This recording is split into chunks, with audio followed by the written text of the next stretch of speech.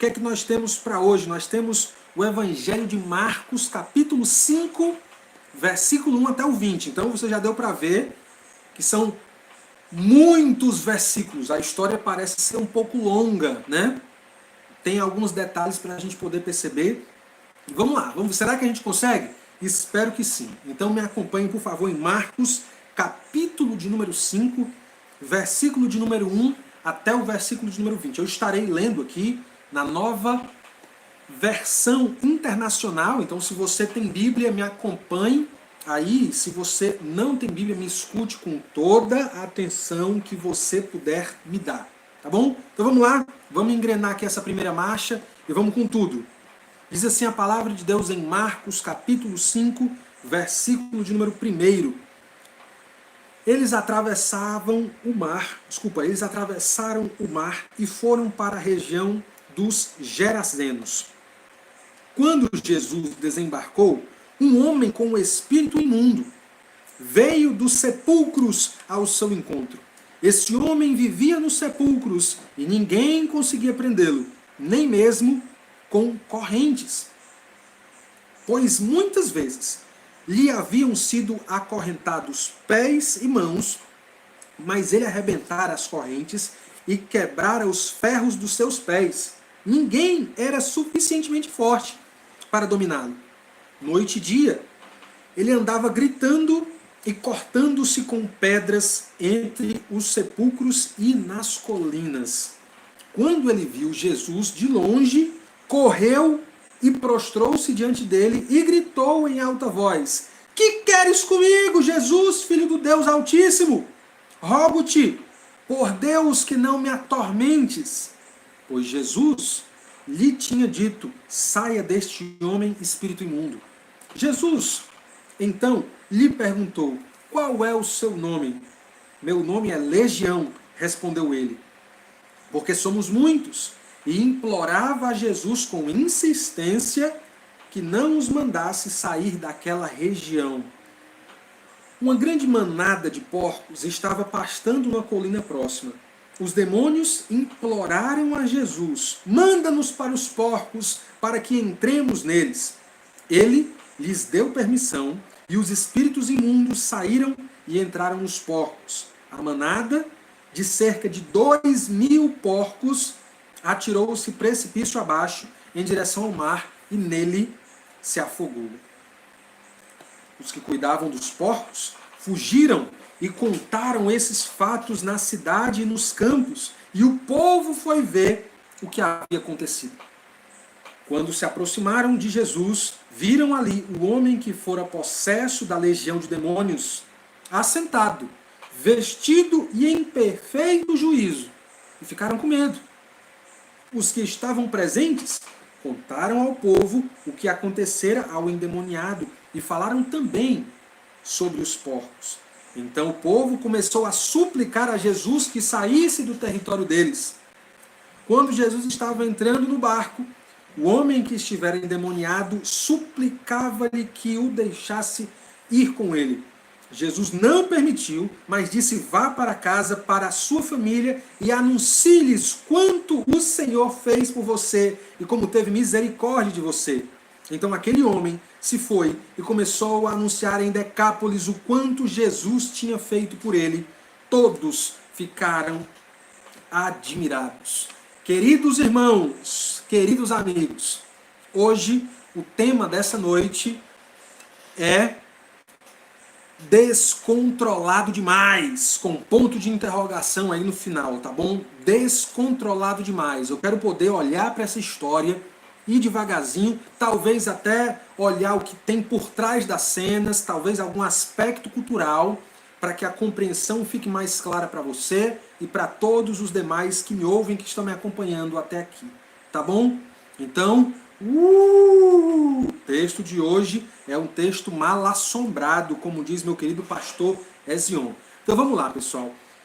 Quero explicar para vocês como é que foi essa história aqui, como é que foi esse encontro, tá bom? Esse encontro, basicamente, eu dividi em 3 parcelas.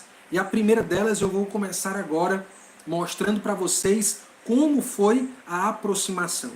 Jesus veio daquela tempestade, lembra que ele se levanta, né? E diz para a tempestade se acalmar, e a tempestade se acalma. Eles passam para o outro lado e vão para uma região chamada região de Gadara, ou a região dos Gerasenos. É para lá que Jesus, juntamente com os discípulos, com os seus apóstolos, estão se encaminhando, tá bom? Eles chegam lá e o que é que acontece? Eles desembarcam. Jesus desembarcou e nesse desembarque um homem veio à direção de Jesus. Parecido como um recepcionista. Jesus chega naquela região e tem a primeira pessoa que chega. Geralmente a primeira pessoa que chega não é de se esperar que seja o anfitrião, não é isso? É de se esperar que a gente bata numa casa e venha o dono da casa nos receber. A primeira pessoa que, abre aspas, recebeu ou foi de encontro a Jesus foi um homem com características muito interessantes para que a gente possa olhar. Quem era esse homem, meus irmãos, meus amigos? Esse homem era um homem, conforme o relato de Marcos, e essa passagem é descrita tanto em Mateus quanto no Evangelho de São Lucas. Esse homem, nos é dito, tem um espírito impuro. Você sabe o que é um espírito impuro? Demônio, capiroto. Eu já estou todo arrepiado aqui, irmão, que eu tenho medo disso, viu? Prefiro mais ver ladrão e bandido entrando na minha casa do que ver visagem, ver assombração e fantasma. Está amarrado em nome de Jesus. Então esse homem veio ao encontro de Jesus. Esse homem foi até ele. Aí o texto começa a nos mostrar melhor quais as características mais especificamente da vida deste homem, do caráter deste homem, que nós não sabemos o nome ao certo. Então vamos lá. Quem é este homem aqui? O texto sagrado vai nos dizer que esse homem vivia nos sepulcros, vivia nas cavernas, era onde os mortos viviam. Então, um lugar aí que ninguém em perfeito juízo gostaria de estar. Com raríssimas exceções, né, Carlos Jefferson? Aí essas raríssimas exceções eu não vou nem falar que tem perfeito juízo, que eu aposto que não tem. Esse homem vivia nos sepulcros e ninguém conseguia prendê-lo. Peraí, que história é essa?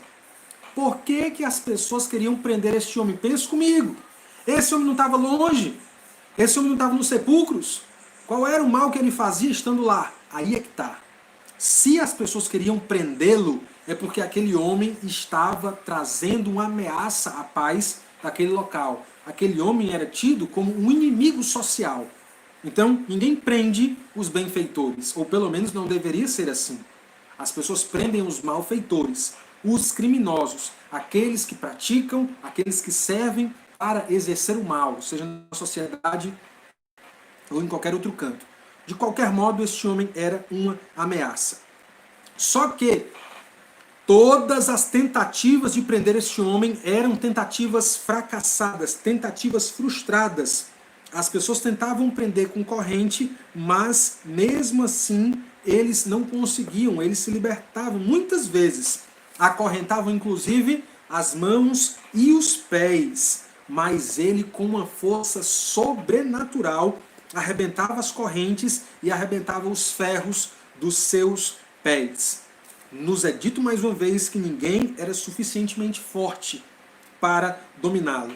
E aí outro detalhe, mais assombrado ainda, noite e dia, sem parar. Como é que era o sono desse homem, irmãos? Como é que era o sono desse homem?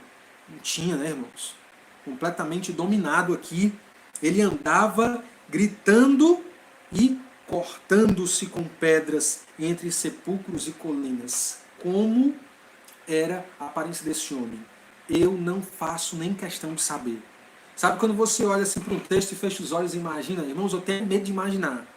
Porque imagina só um homem descontrolado, forte, gritando, violentando a si mesmo e quem sabe mais quais maldades aquele homem já não havia feito com outras pessoas.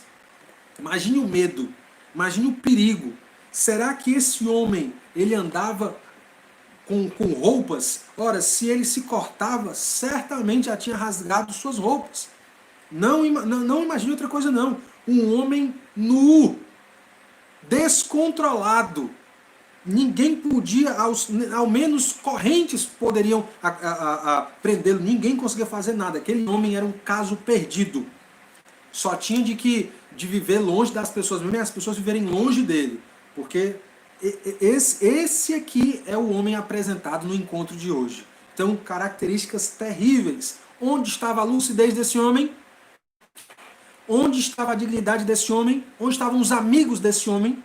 Trabalho, família. Me pergunto a todos vocês, o que este homem tinha nessa vida? O que este homem tinha para considerar como seu ainda? Pense sobre isso.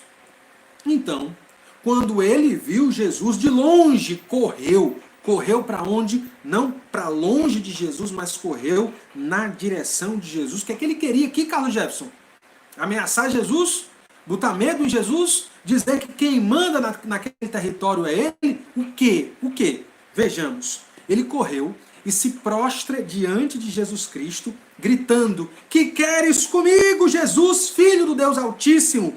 Essa aqui é um dizer, é uma fala típica dos gentios. Essa terminologia toda, ó, do Deus Altíssimo, né? A gente olha para o livro de Daniel, olha para Isaías, olhamos os pagãos, os gentios, tratando Deus dessa forma. Olha que coisa mais interessante aqui. Ele diz: rogo-te, por Deus, que não me atormentes.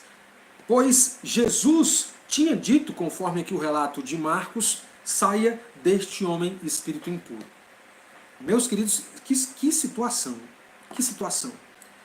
Então Jesus pergunta o nome. Alguns estudiosos, alguns teólogos acreditam que Jesus está perguntando o nome daquele homem. E quem responde são os demônios.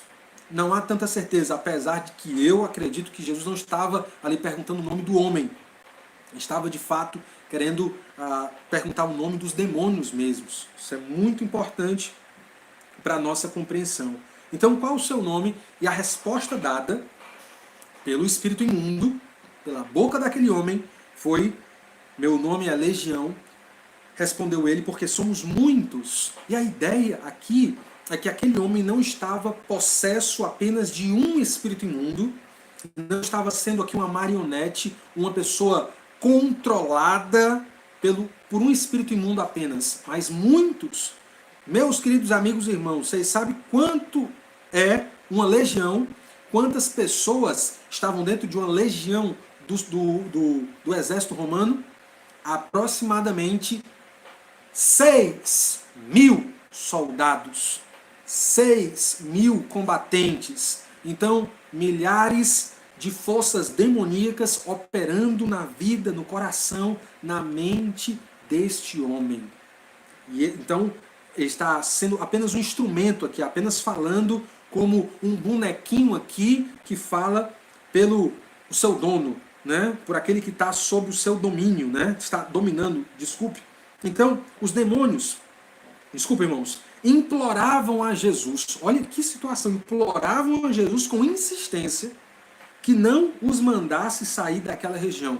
Decore aí, anote aí esse pedido, que é importante também, porque talvez, se eu me lembrar, lá no final, a gente consiga fazer umas conexões com esse pedido aqui.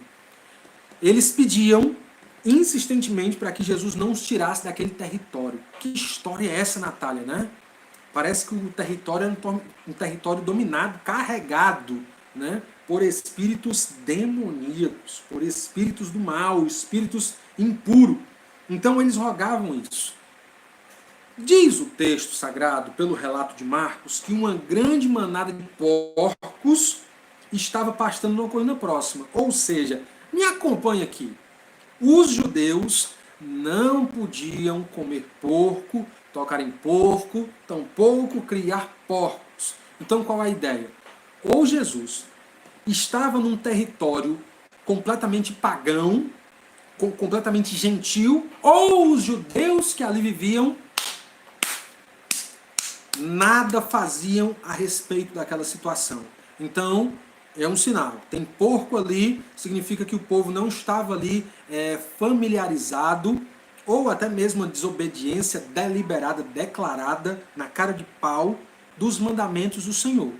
Só um detalhe aqui para quem gosta de comer a carnezinha de porco no churrasco, com aquela gordurinha, a picanhazinha. Ó, gente, depois que Jesus ressuscitou, Jesus purificou tudo, viu? Tá lá, viu? Em Atos, capítulo de número 10. Então, tá liberado. Você, ô, pastor, não diga uma desgraça dessa não, se domava uma carne de porco. Tome cuidado no preparo, tome cuidado com a procedência da carne, mas o comer em si, a carne de porco hoje, não é mais errado. A Bíblia aqui, ó, dá graças a Deus, agradece e come. Lembrando aí, dica de Masterchef Paola Carosella, porco nunca se come mal passado. Lembre disso. Então, deixando de lado aqui as minhas recomendações Masterchef, vamos voltar aqui para o texto.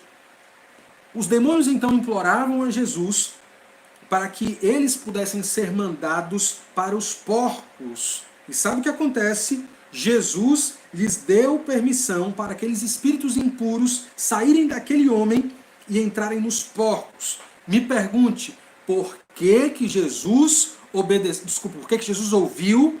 Por que que Jesus aqui respondeu positivamente o pedido do espírito demoníaco? Eu não sei. Eu não faço a menor ideia. Mas me parece que duas opções apenas restavam para esses espíritos aqui. Ou entravam nos porcos, ou eram mandados para o castigo, eram mandados ali para o abismo. Então eles não queriam ir para o abismo. Aí o que acontece? Eles pedem. Por que que Jesus os respondeu favoravelmente? Eu não tenho a menor ideia. Mas aqueles espíritos então vão para os porcos. O texto nos diz que essa manada de 2.000 porcos, imagine aí, eu não sei quantos porcos, melhor, qual é o valor de um porco hoje? Eu não sei. Quem trabalha em frigorífico aí, a irmã Joélia, meus amigos, caiu aí a conexão, já voltamos. Quem puder aí, dá um play, dá uma retornada aí, 20, 30 segundos, vai ajudar, tá bom? Caímos, mas nós já retornamos. Voltou, tá entrando o povo. Entra, meu povo, entra. Entra. Então, minha gente, lembrando aí a vocês, eu não tenho a menor ideia de quanto é um porco hoje. Eu não tenho. Irmã Joélia, manda mensagem pro primo, né? O primo, eu só. Os espíritos imundos entram dentro dos porcos e os porcos vão para um precipício, meus amados irmãos e amigos, e se jogam de lá. Os porcos se jogam na água e todos morrem afogados. Que coisa mais estranha, né? Pois é, foi isso que aconteceu. Então, a primeira parte dessa nossa narrativa, a primeira parte dessa história, desse encontro, eu falei que dá para como foi o diálogo. E agora, vamos para o desfecho dessa história. Como é que foi o desfecho dessa narrativa aqui? Me acompanhe, por favor. Nos é dito, então, que os que cuidavam dos porcos fugiram. Não é que simplesmente saíram, eles fugiram e contaram esse fato por toda a cidade e nos campos. E aí, o bafafá daqui, o bafafá dacolá, juntou-se uma grande multidão, o povo curioso, o povo querendo saber o que é que tinha acontecido, chega até onde Jesus estava para tentar entender tudo aquilo, porque para eles nada fazia sentido. Ora, se para nós, que estamos lendo com toda a explicação de Marcos, a gente não consegue compreender tudo, quanto mais eles, que nem viram. Quando chegam perto de Jesus, quem está perto de Jesus? Quem está perto daquele homem que veio de Nazaré de barco? Está ali, meus amados irmãos, o homem que fora possesso da legião de demônios. Como é que esse homem estava, meus amados irmãos? Como é que esse homem estava, meus queridos amigos? Esse homem estava simplesmente o oposto de como estivera durante grande parte de sua vida, não sei ao certo quanto. Aquele homem estava assentado, fazendo aqui uma distinção completa, um contraste perfeito aqui, um preto no branco, melhor, um branco no preto, né? Um homem que saía perambulando por aqui, por ali, por acolá, nas catacumbas, nas cavernas, nos sepulcros. Esse homem que estava assentado. Olha que coisa mais interessante. Vestido. Aí é que tá. Lembra que eu falei para vocês que a gente podia sim compreender que se aquele homem se cortava de pedras, mutilava o seu próprio corpo, quanto mais as roupas. E aqui fica claro de uma vez por todas que, meus amados irmãos, aquele homem estava agora vestido. Não só isso, mas em perfeito juízo, lúcido, calmo, sereno. Quem sabe até banhadinho, cheirosinho, com roupa limpa, sentado, comportado, ouvindo Jesus falar, ouvindo tudo que Jesus tinha para dizer. Quando as pessoas chegam e olham para o ex-endemoniado daquela forma, as pessoas ficam como os que ficam com medo, meus amados irmãos. E os que estavam presentes, aqui você pode colocar na conta, os discípulos também, os apóstolos, certamente esses estavam também contando para as pessoas sobre o que é que tinha acontecido com aquele ex-endemoniado. Falaram também sobre os porcos. Sabe o que é que nos é dito no texto? Que o povo começou a suplicar a Jesus que saísse do território deles. Por quê? Por quê? Há alguns motivos aqui para a gente arriscar. Um deles é entender por uma ótica de que o povo não estava acostumado com aquilo, não estava nem acostumado com uma percepção gigantesca, uma demonstração de poder espiritual gigantesca. Opção. Sabe qual é? A opção de que o que Jesus fez para aquela cidade, para aquela região, foi trazer, na ótica deles, um tremendo prejuízo financeiro. Jesus veio abalar a economia local. Já pensou um negócio desse? Então, depois de uma perda de 2.000 porcos, aquelas pessoas ficam com medo e pedem para Jesus vazar dali, para Jesus sair o mais rápido possível daquela região. O povo gerazeno, ou talvez na sua versão Gadara, o povo de Gadara preferia o ter do que o ser. O povo de Gadara valorizou mais a vida de porcos do que a vida de um ser humano. Isso aqui tem um debate aqui gigantesco para hoje, que inclusive eu já tratei, cansei, perdi a voz e fiquei enrouquecido, fiquei rouco de tanto falar sobre essa bichificação do homem e sobre essa humanização dos animais. E tudo isso funciona em primeiro lugar na fala, no campo semântico, no campo aqui da fala, que essas coisas, que os significados vão mudando para melhor ou, quem sabe, para pior. Então, quando você trata o cachorro, meu filho, minha filha, não tenho um filho não, eu tenho só 3 cachorros. Mas, pelo amor de Deus, cara, você acha que isso não é sério? Você acha que isso não é sério? Veja a comoção que traz quando se fala na rede social de um cachorro que foi violentado. Eu não estou dizendo aqui para você bater em cachorro nenhum. E aí você coloca aqui na balança o número estatístico de crianças assassinadas nos úteros, nos ventres de suas mães. E veja o que é que causa mais comoção. Veja aí o que causa mais comoção. As pessoas estão muito mais valorizando os animais do que os homens. Pastor, qual é o equilíbrio bíblico? Deus ama os animais. Deus os criou. Os salmos estão dizendo ali sobre como Deus alimenta os animais. Nós temos um valor, só que o nosso valor é muito superior dos animais. Jesus fala pregando sobre ansiedade ao céu aberto. Olha os passarinhos. Eles não estocam comida para outro dia, mas o Pai Celestial dá de comer a todos eles. O que dirá de vocês? Vocês não valem mais do que os pardais? Olha aí o que Jesus está dizendo. O ser humano vale mais do que os animais, porque o ser humano carrega a imagem de Deus em si. Coisa que animal nenhum, por mais inteligente que seja, por mais que as cordas vocais do papagaio se assemelhem às nossas cordas vocais, nenhum animal é comparado à dignidade que o ser humano tem. O cristianismo veio para nos lembrar 2 coisas. Sim, que nós somos a imagem de Deus, nós temos dignidade, ao mesmo tempo que nós pecamos e todas as áreas do nosso ser, imaginação, sentimento, os nossos desejos, a nossa atitude, a nossa fala, tudo foi tocado, tudo foi, nem que seja minimamente, mas foi tocado pelo pecado. De modo que não tem nenhum aqui entre nós, assistindo essa live, que possa dizer que tem pensamentos 100% puros a vida inteira.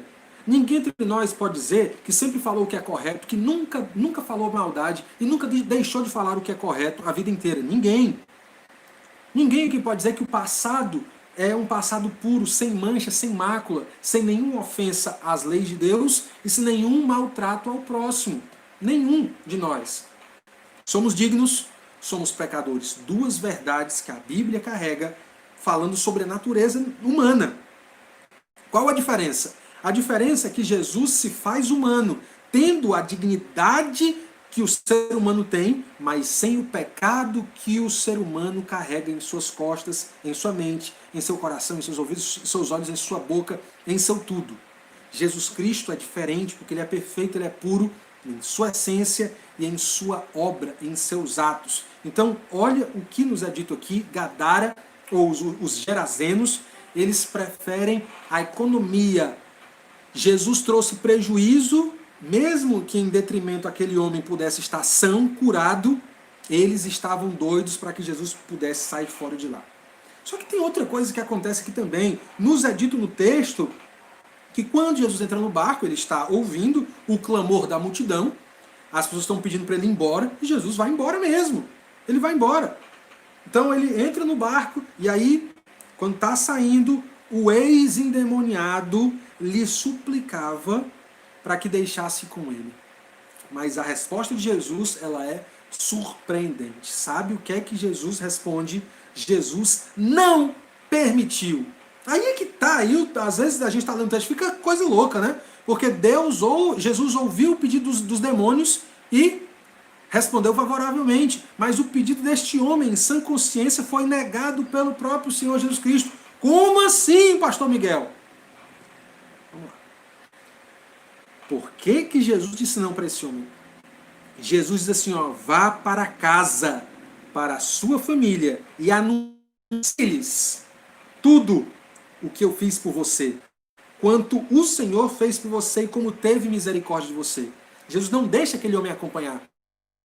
Volta para sua casa, volta para sua família, volta para a sua terra e diz quem eu sou, diz o que é que eu fiz. Diz lá para eles que eu tenho autoridade sobre o sobrenatural. Diz para eles aqui que as minhas palavras são palavras de vida eterna, que eu sou o Salvador, que eu sou o libertador de todos os que estão descontrolados, acorrentados. Tá bom? Diga lá para eles, diga quem eu sou, diz o que é que eu fiz, diz como é que era a sua vida e diz como é que é a sua vida agora por causa das minhas atitudes. Esse era o trabalho que este homem recebeu de Jesus. Sabe o que acontece? Aquele homem ouve, guarda aquilo e obedece ao Senhor Jesus Cristo, de modo que em Decápolis, eu gosto muito do Djalma, ele sempre fala desse texto, o conjunto de 10 cidades puderam ouvir tudo o que Jesus havia feito na vida daquele homem. E a resposta a essa pregação desse homem, a esse anúncio, a esse testemunho que esse homem deu, era que todos os ouvintes ficaram maravilhados, admirados com o poder de Jesus Cristo, com a transformação feita na vida desse homem. Meus queridos, temos aqui uma história terrível, péssima, a pior possível. A história de um homem completamente sem dignidade, sem amigos, sem saúde, sem família, sem lucidez, com a saúde emocional e mental das piores o possível. Temos esse homem atentando contra a própria vida ao se cortar. E sabe o que acontece? Temos um encontro aqui onde Jesus está trazendo aqui a sua autoridade sobre o mundo, inclusive o mundo espiritual. Jesus faz isso, expulsa, liberta aquele homem daqueles demônios, mas minha gente, deixa eu falar uma coisa para vocês. Expulsar demônio não é tudo. Uma pessoa possessa por espíritos imundos, ao ser aqui, alguém expulsar o demônio, um crente, quem sabe aí, se você me ligar 3 horas da manhã, eu vou passar para o irmão Osete ir lhe atender, viu? Ou o Isaac que está mais perto aqui também. Mas vamos supor que você ligue para mim, e a gente vai lá e tal, ore, pela autoridade de Jesus, aquele demônio é expulso. Sabe o que acontece? A vida da pessoa não muda, não. Não muda. Pode ser até que fique pior, porque uma vez que o inimigo sai da casa e a casa tá varridinha, tá pronta, volta com mais 7. O estado pior se torna do que o primeiro. O que faz a pessoa se tornar diferente não é simplesmente ser liberta do controle inimigo, que quanto mais controle do inimigo ela tem, mais descontrolada ela fica, ela não consegue se controlar. Não é o suficiente isso. É necessário que se escute sobre o Evangelho. É necessário que se escute sobre as palavras de vida eterna que estão em Jesus Cristo. E só assim, somente assim, essa pessoa pode crer em Jesus Cristo, arrepender dos seus pecados e entregar sua vida a Jesus. E é somente aí que de fato ela se torna um ex, ou uma ex, entende? Esse descontrole chega ao fim, ela se torna uma pessoa controlada por Deus, controlada pela palavra do Senhor Jesus, controlada pelo Espírito Santo. Uma história ruim que termina numa história maravilhosamente boa, desse homem vivendo a mudança, transmitindo a mudança que Jesus Cristo havia feito na vida dele.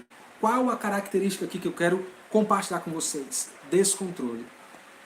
Descontrole, obviamente, alguém sem controle, desequilibrado, desgovernado. Tá bom? É isso que existe numa pessoa que é descontrolada.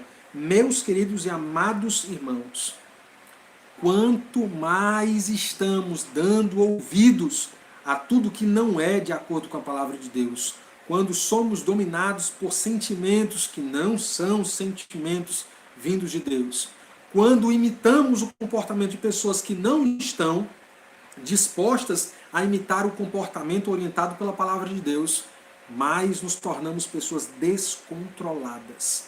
Nos tornamos semelhantes a bichos que seguem seus instintos. Pessoas que não valorizam o Senhor, que dão brechas em sua vida, dão brechas em sua alma para forças inimigas trabalharem, são pessoas que, ainda que busquem sua própria felicidade, ainda que busquem satisfazer seus próprios prazeres, ainda que careçam de coisas e busquem, de fato, satisfazê-las, não encontram satisfação, porque elas estão descontroladas. Os seus apetites, as suas paixões, os seus pensamentos não estão sob domínio, sob equilíbrio. É como uma tempestade, e assim como a tempestade traz ondas e ventos destruidores, assim também vive a pessoa descontrolada por qualquer onda de sentimento, por qualquer onda de pensamentos ruins. Qual o lance desse texto? Uma verdade que esse texto nos traz é que o mundo espiritual existe. E ainda que você tente sempre tentar encontrar uma resposta humana, científica, um surto psicótico, cara, beleza, tenta aí. Tenta bastante. Quando a gente vai ler os livros americanos, as teologias europeias e americanas, quando a gente vai olhar lá, Doutrina de Anjo, pouca coisa tem falando sobre possessão. Pouca coisa.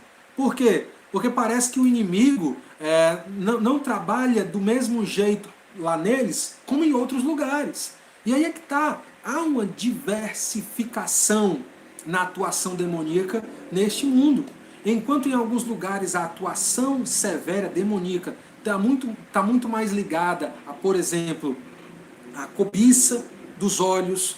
As pessoas são consumistas, as pessoas gastam mais do que têm, elas querem sempre ter, sempre ter. Talvez em outro lugar, talvez em outra cultura, o inimigo trabalhe desordenando, descontrolando áreas, como por exemplo a área sexual. Queridos, um povo de cultura sexualmente desequilibrada, sexualmente tempestuoso, é um povo infeliz.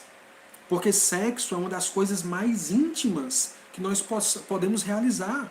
E quando nós vulgarizamos, quando nós tiramos o valor, a preciosidade de algo tão íntimo nosso, tão bonito que Deus criou, nós começamos a nos tornar pessoas cada vez mais vazias. Se há mais vazio, onde fica a felicidade? Entrou pelo cano. Onde fica a satisfação, a segurança? Entrou pelo cano. Talvez em uma determinada localidade haja uma cultura predominantemente maior, por exemplo, de criminalidade. Mas não é de se negar, existe sim locais, existem localidades onde a força demoníaca ela é muito mais visível, da forma como nós vimos aqui. Meus amados irmãos, tenho tanta história para contar, não das coisas que aconteceram comigo especificamente, mas coisas que aconteceram com outros. Sim, muitas coisas aconteceram comigo, mas não dá nem para bater de frente com coisas que aconteceram com os colegas. Existe-se um mundo espiritual, existe-se uma luta. E aqueles, prestem bem atenção, todos aqueles que não estão debaixo do senhorio, debaixo do jugo de Jesus Cristo, estão dominados por outra coisa. Não estão dominados pela palavra de Deus. Não estão dominados aqui pela santidade do Senhor. Estão dominados por seus prazeres, estão dominados por outras coisas. E o que acontece? O que acontece? Alguns deles podem ter algumas práticas um pouco mais discretas e aceitáveis popularmente, enquanto outros, de fato, vão mexer com isso.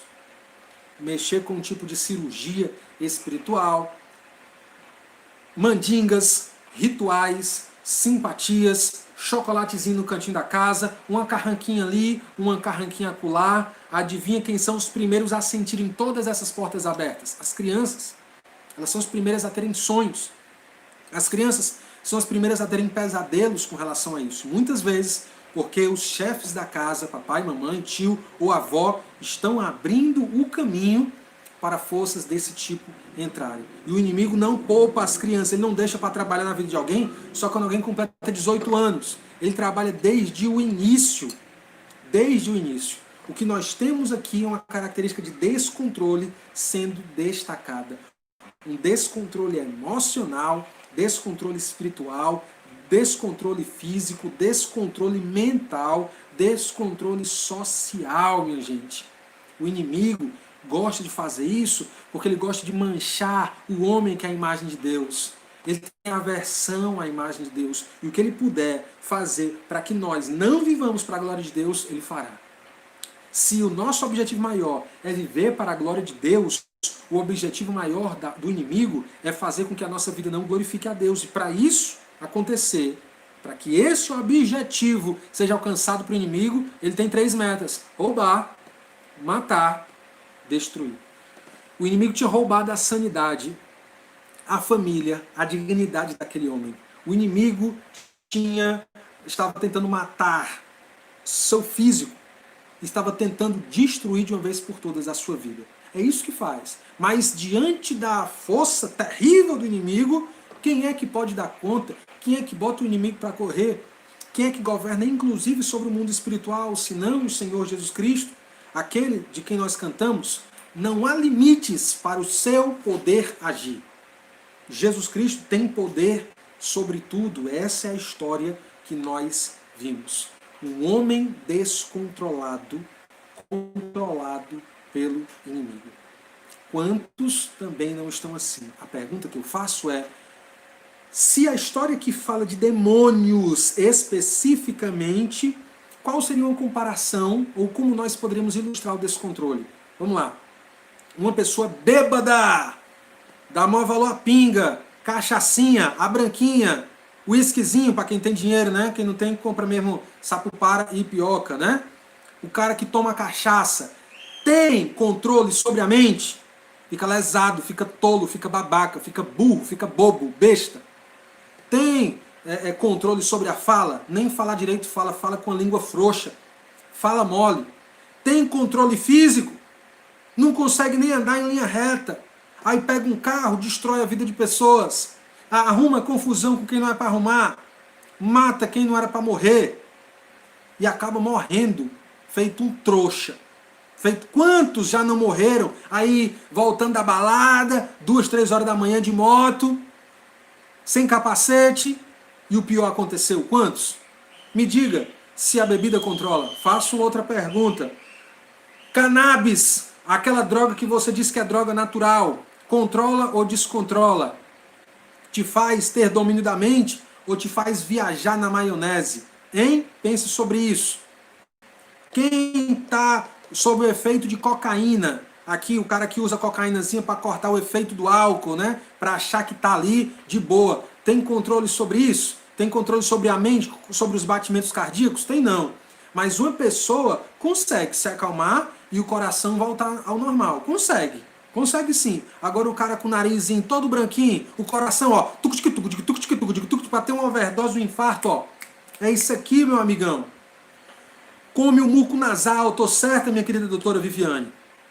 Perfura o céu da boca, aí o palato é rompido por causa da cocaína, aí cheio de coisa para te enganar, seu trouxa. Você acha que a cocaína te domina? Falo mais. Você que gosta de ser o pegador, ou então você é a pegadora, você acha que você tem controle sobre o seu corpo? Você mais se parece como um animal no cio, que responde positivamente e prontamente a todos os impulsos sexuais que você tem. Se você não consegue sair da bebedeira, se você não consegue sair do seu cigarrinho que você diz que é natural, se você não consegue parar de cheirar, coisa que não é para você cheirar, tá entendendo? Se você não consegue se sair, se soltar dos seus prazeres que governam o seu próprio coração, eu quero dizer uma coisa, você está amarrado, você está controlado e você, infelizmente, perdeu totalmente o controle da sua vida. Ao ser controlado por suas paixões, por substâncias, pela pinga, você está descontrolado, você é como uma pipa avoada. Vocês gostaram de soltar a raia aí, ó, a raia bonitinha, quando cortam a linha, a raia não tem rumo nem direção. Fica um bocado de criança correndo e uns trouxas de 15, 20 anos correndo entre as ruas, olhando para cima para saber onde é que a raia vai cair. Porque está sem linha, está sem controle. É como um barco sem vela. É como um navio sem âncora. A maré vai te levar. A vida vai te levar. E quanto mais você canta, deixa a vida me levar, a vida leva eu, mais ela vai te levar para longe de Deus.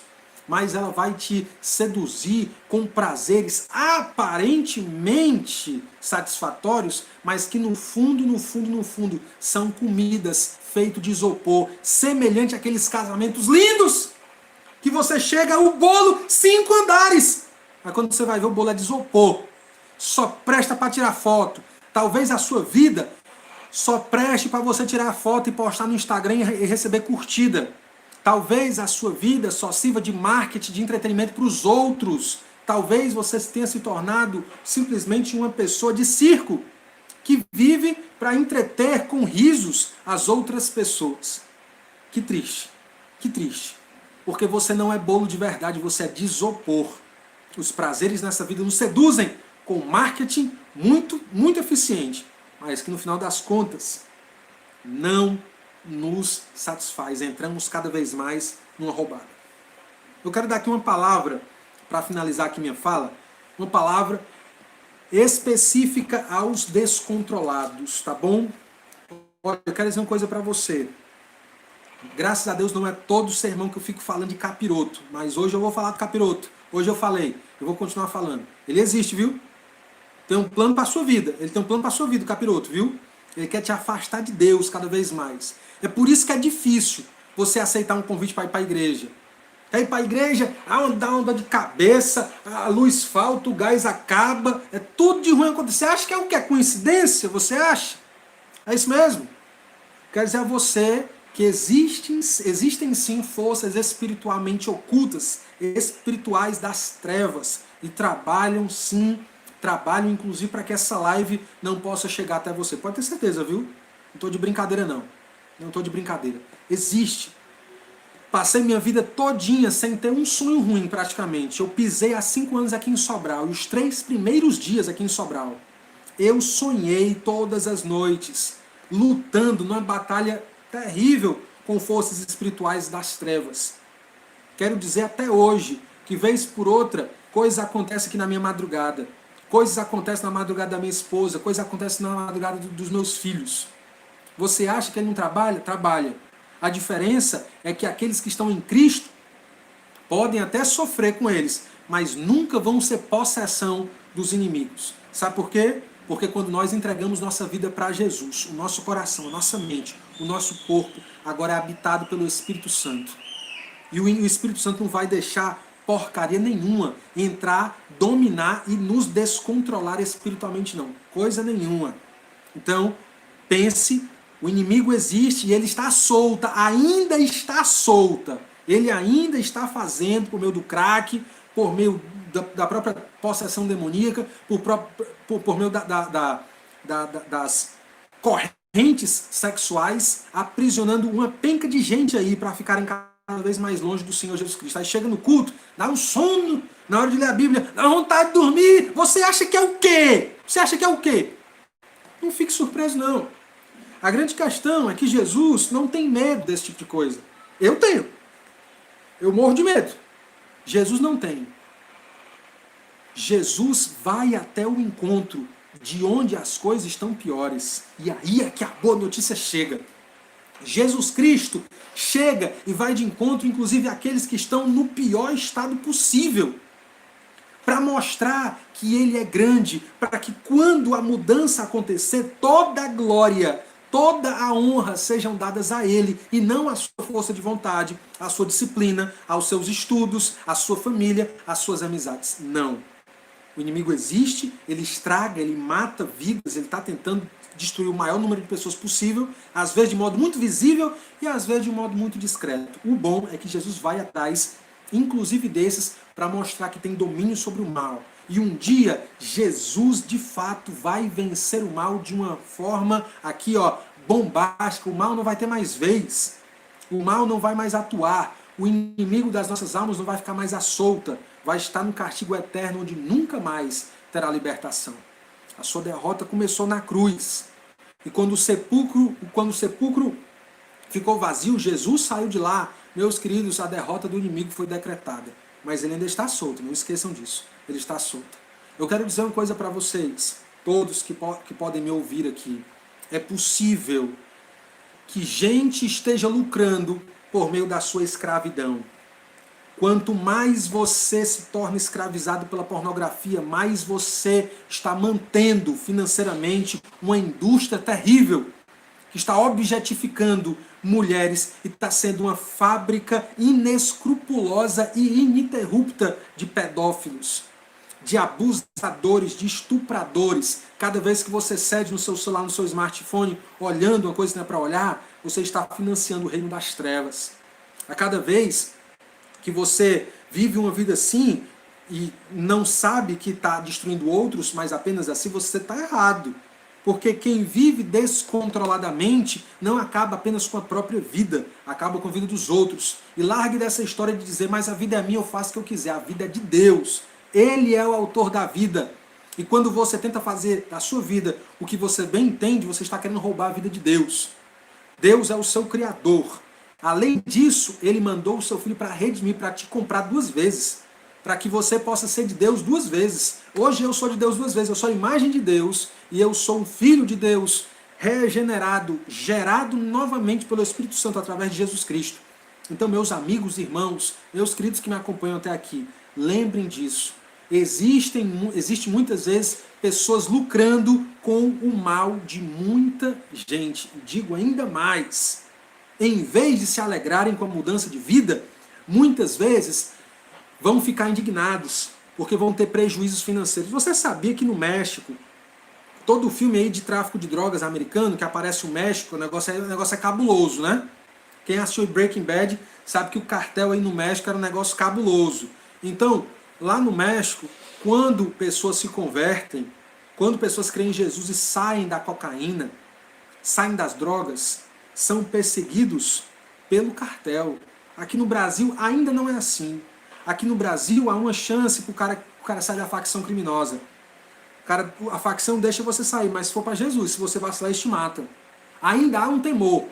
Ainda há um temor. Lá no México não tem temor nenhum não, viu? E parece que isso se assemelha a muitas pessoas aqui. Você muda e enquanto as pessoas eram para se alegrar com a sua mudança, elas ficam com medo de perder dinheiro, porque a sua vida cretina dava lucro para eles de alguma forma.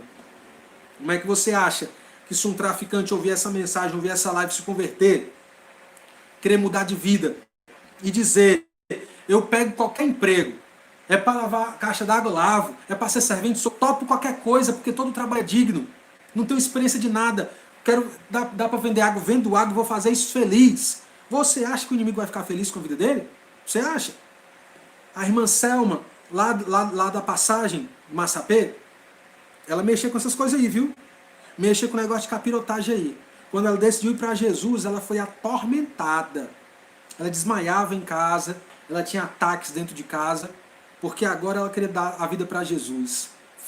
Recebeu muitas tentações em casa para fazer antigos trabalhos e não se dobrou, não cedeu. O que eu quero dizer para vocês é que as lutas vão vir. Não vão vir facilmente, não. Vão vir fortemente. Há aqui um espaço para o testemunho. Toda vez que entregamos a nossa vida a Jesus, quando nos arrependemos dos nossos pecados e cremos nele de todo o nosso coração, nós estamos aqui agora com a tarefa de falar para as outras pessoas quem Jesus é e o que ele fez na nossa vida e o que ele pode fazer na vida de todos aqueles que creem nele também. Então é importante o nosso testemunho, seja a nossa vida mudada e em constante mudança, seja a nossa boca falando daquilo que Jesus operou em nós. Duas coisas, a vida e a boca, de modo coerente para mostrar a obra de Jesus Cristo. Eu quero encerrar essa live aqui, mostrando que você tem 3 opções de clamor a Jesus. 3 opções. Você pode ter a primeira opção, a opção dos demônios. Não deixe eu sair daqui. Talvez no fundo do seu ser você esteja dizendo: eu não quero Jesus, eu amo minha vida. Para de falar, crente. Para de falar. Vocês crentes são tudo bando de babaca. Talvez você possa dizer isso no seu coração. Porque você ama o território dominado que você vive. Talvez esse seja o seu clamor, o clamor dos demônios. Não me tire daqui. Não me tire dessa vida. Não me mude, eu quero continuar do jeito que eu estou. Esse é o primeiro clamor. O segundo clamor é um clamor mais violento e mais terrível ainda do que esse. É o clamor para mandar Jesus embora da sua vida. Embora da sua casa, embora da sua cidade, embora da sua família. Foi o que o povo gerazeno fez com Jesus. Vaza daqui, Senhor. Não te queremos aqui. Talvez esse seja o clamor que você faça a Jesus. Não quero os meus filhos metidos nisso, não quero minha esposa, ou não quero meu esposo metido com isso, não quero. Talvez você esteja falando isso para Jesus. Mas eu te aconselho a fazer o último clamor, a se identificar com o clamor desse ex-endemoniado. Senhor, eu quero estar contigo. Me leva contigo. Se eles estão mandando o Senhor embora, eu quero ir embora contigo, Senhor. Me leva embora daqui. Eu tenho medo do meu passado, eu tenho vergonha porque lá eu não tinha dignidade.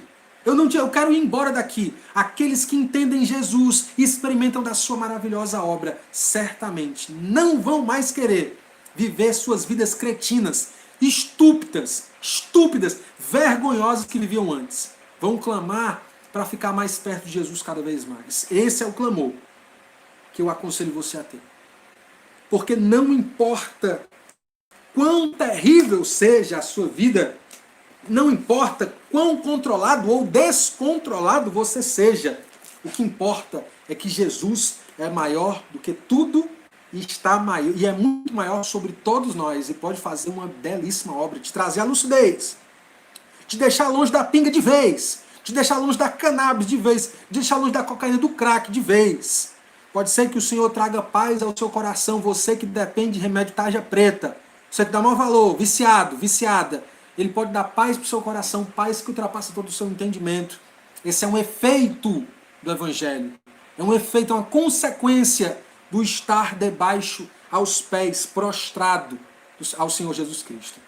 O Senhor pode te dar controle fisicamente. Você que tem aí correntes que te controlam como uma marionete do diabo para com as suas paixões sexuais pervertidas, descontroladas, imorais. Jesus pode fazer isso que ele fez comigo. Ele fez com a penca de gente que eu conheço. Ó. Transformou a vida de um bocado de imoral. Eu era um imoral. Tá certo? Eu era um imoral. E o Senhor me tirou de lá. Certamente ele pode tirar você também de lá. Você tem que crer. Você tem que lutar contra a maré. Você tem que estar disposto a lutar, a batalhar. Você tem que estar disposto a perder a sua reputação. Perder a sua terra. Perder a sua família. Mas vale a pena por Jesus. Porque com ele nós já ganhamos tudo o que poderíamos ganhar. Por último, quero deixar uma palavra aqui àqueles que já se consideram cristãos. O lugar mais difícil para você testemunhar da mudança é com os seus pais, é com a sua irmã, é com o seu irmão, é o lugar mais difícil, é o lugar que mais precisa da sua fala, mais precisa da sua mudança. E eu digo para você, jovem, você que não costumava beijar, abraçar seu pai, beijar, abraçar sua mãe, comece hoje. Nem que eles façam piada com você, comece hoje. Você, marido, que quer optar por Jesus, quer viver uma vida para Jesus, comece a tratar a sua mulher bem, mais carinhosamente, com mais dignidade. Ainda que ela faça piada para você, você está fazendo isso por Jesus. Que ele mudou sua vida e vai continuar mudando. Esposas, estão dispostas aí a caminhar com Jesus? E se os maridos proibirem? E se os maridos te expulsarem de casa? E se vocês perderem tudo, valerá a pena por causa de Jesus? Eu digo, vale. Vale muito. Vale muito. A nossa casa é o lugar que, em primeiro lugar, Jesus nos chamou para sermos crentes. Não esqueçam disso. Aqueles que dão mau testemunho dentro de casa estão reprovados para toda e qualquer outra atuação ou serviço para Jesus. Para o cara que quer ser pastor, primeiro tem um teste da casa. O cara tem que tratar a esposa bem, tem que tratar os filhos bem, para só depois ser admitido como pastor na igreja. Você sabia disso? Então Deus tem um grande amor, Ele se importa muito com nossa casa, com os nossos familiares. Eles querem ver a diferença que Deus está operando na nossa vida. Amém? Feche seus olhos, vamos fazer uma oração.